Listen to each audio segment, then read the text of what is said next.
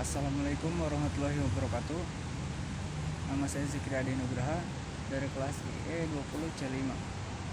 Di sini saya akan menjelaskan sedikit jawaban dari ujian tengah semester mata kuliah otomasi industri.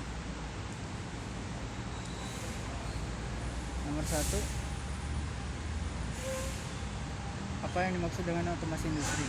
Otomasi industri merupakan proses tergantikannya peran manusia dalam industri dengan kontrol mesin, sehingga keseluruhan proses kerja menjadi otomatis. Otomasi industri ini dilakukan untuk meningkatkan produktivitas, kualitas, fleksibilitas proses produksi, dan mengurangi biaya yang berhubungan dengan penggunaan tenaga kerja manusia. Nomor 2, apa itu rangkaian seri dan paralel, serta kelebihan dan kelemahannya.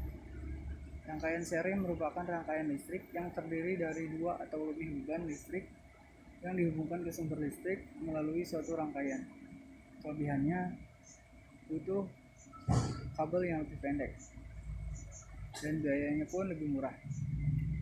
Arus yang mengalir sama besar dan juga tegangan listrik akan dibagi sama besar tiap hambatannya. Kelemahannya yaitu apabila suatu hambatan tersebut mati, maka hambatan lainnya juga akan ikut mati. Rangkaian paralel ialah rangkaian listrik yang hambatannya disusun secara bertingkat atau bercabang. Rangkaian paralel ini memiliki lebih dari satu bagian untuk mengalirkan arus. Keunggulan masing-masing rangkaian bisa dihubungkan dan diputuskan tanpa mempengaruhi yang lain. Selain itu, tegangan yang dihasilkan sama besar dengan sumber tegangan karena tidak terbagi beban listrik dengan yang lainnya. Kelemahannya, rangkaian ini membutuhkan lebih banyak kabel untuk menghubungkan beban listrik satu dan yang lainnya, sehingga biayanya pun lebih besar. Nomor 3, contoh perhitungan biaya listrik yang biasa kita pakai tiap per bulan.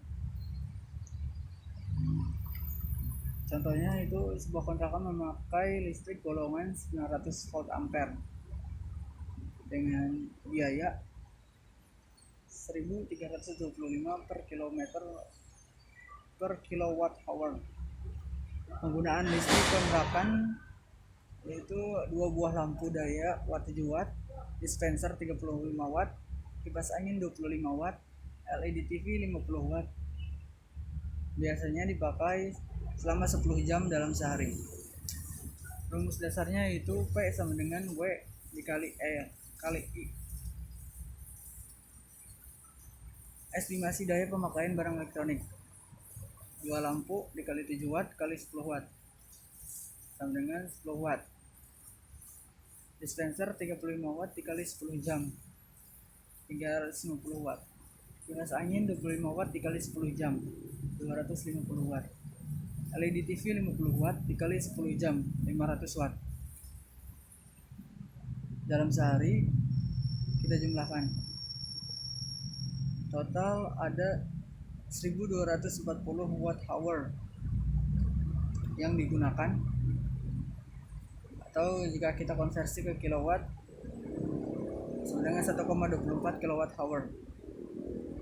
Nah, jumlah ini dikalikan dengan harga atau biaya per kilowatt hour.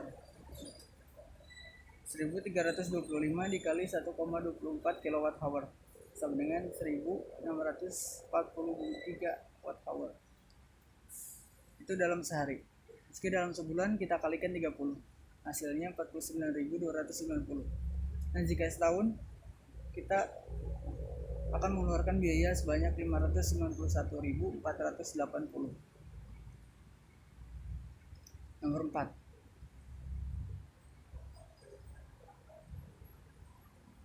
apa yang dimaksud dengan energi terbarukan dan tidak dapat diperbarui? Apakah energi itu bisa diperbarui atau tidak? Energi itu terbagi menjadi dua, yaitu yang dapat diperbarui dan tidak. Sumber energi yang berasal dari fosil makhluk hidup tidak bisa diperbarui dan jumlahnya terbatas. Perlu proses yang sangat panjang untuk mendapatkannya, seperti minyak bumi, batu bara, dan sebagainya. Sedangkan yang bisa diperbarui memiliki jumlah tak terbatas, dan cenderung mudah didapatkan seperti air, angin, dan matahari.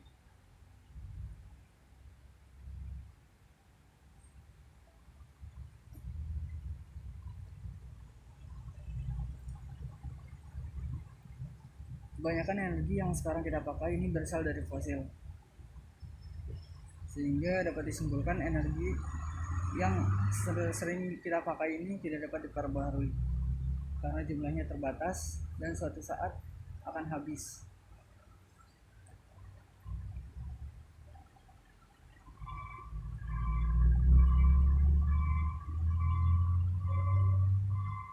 Trafo berfungsi untuk mentransfer energi listrik dari satu rangkaian ke rangkaian lain secara induksi elektromagnetik. Trafo atau transformator digunakan pada peralatan listrik terutama yang memerlukan perubahan atau penyesuaian besarnya tegangan bolak-balik. Prinsip kerja trafo berdasarkan prinsip induksi elektromagnetik, yaitu apabila sebuah kumparan primer dihubungkan dengan sumber tegangan bolak-balik AC, maka akan timbul flux bolak-balik pada inti yang terbungkus kumparan. Kumparan tersebut membuat jaringan tertutup, sehingga mengalirlah arus primer. Karena adanya flux pada kumparan primer, maka pada kumparan primer terjadi induksi sendiri atau self-induction. Pengaruh induksi dari kumparan primer membuat kumparan sekunder juga terjadi induksi. Induksi pada kumparan sekunder biasa disebut induksi bersama atau mutual induction. Induksi yang terjadi pada kumparan sekunder menyebabkan terjadinya flux magnet. Flux magnet pada kumparan sekunder menghasilkan gaya gerak listrik atau GGL. Ketika rangkaian sekunder ini diberi beban, maka mengalirlah arus sekunder akibat dari gaya gerak listrik yang terjadi. Kemudian alat-alat listrik memerlukan transformator. Itu untuk menyeimbangkan daya listrik yang diperlukan oleh alat tersebut. Karena alat-alat listrik itu membutuhkan daya yang berbeda-beda, maka tegangan listrik dari sumbernya pun perlu dinaikkan ataupun diturunkan agar sesuai dengan kapasitas daya pada alat tersebut. Jika hal ini tidak dilakukan, maka alat-alat tersebut bisa meledak kelebihan daya atau sebaliknya tidak dapat digunakan karena kekurangan daya. Pertanyaan selanjutnya, apa itu sistem proteksi pada otomasi industri? Sistem proteksi merupakan sistem pengaman atau perlindungan peralatan listrik yang terpasang pada suatu sistem tenaga sebagai antisipasi terhadap kondisi abnormal operasi sistem yang bisa saja terjadi. Misalnya pada transformator atau generator truk. Ada dua fungsi utama proteksi, yaitu untuk mendeteksi adanya gangguan atau keadaan abnormal lainnya pada bagian sistem yang diamankan. Kedua, melepaskan bagian sistem yang terganggu, sehingga bagian sistem lainnya tidak mengalami gangguan yang dapat terdislokasi. Tujuan dari penggunaan sistem produksi yang pertama, mencegah kerusakan peralatan yang terganggu maupun peralatan yang dilalui arus pembimbingan. Dua, mengisolir bagian sistem yang terganggu sekecil mungkin dan secepat mungkin. Tiga, mencegah meluasnya gangguan.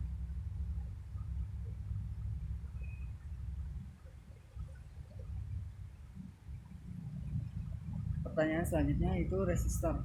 Terkait dengan resistor, ada resistor dengan 6 warna. Warna pita 1, 2, dan 3 menunjukkan koefisien nilai. Pita 4 sebagai pengali atau multiplier dan pita ke-6 sebagai ambang batas toleransi. Sedangkan pita ke-6 sebagai koefisien suhu atau thermal. Kurang lebih seperti ini gambarannya.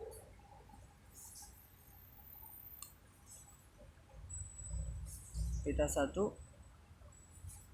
2, dan 3 itu sebagai menunjukkan koefisien nilai. Pita 4 sebagai pengali atau multiplier. Yang ke-5 sebagai toleransi, ambang batas toleransi. Yang ke-6 itu koefisien suhu.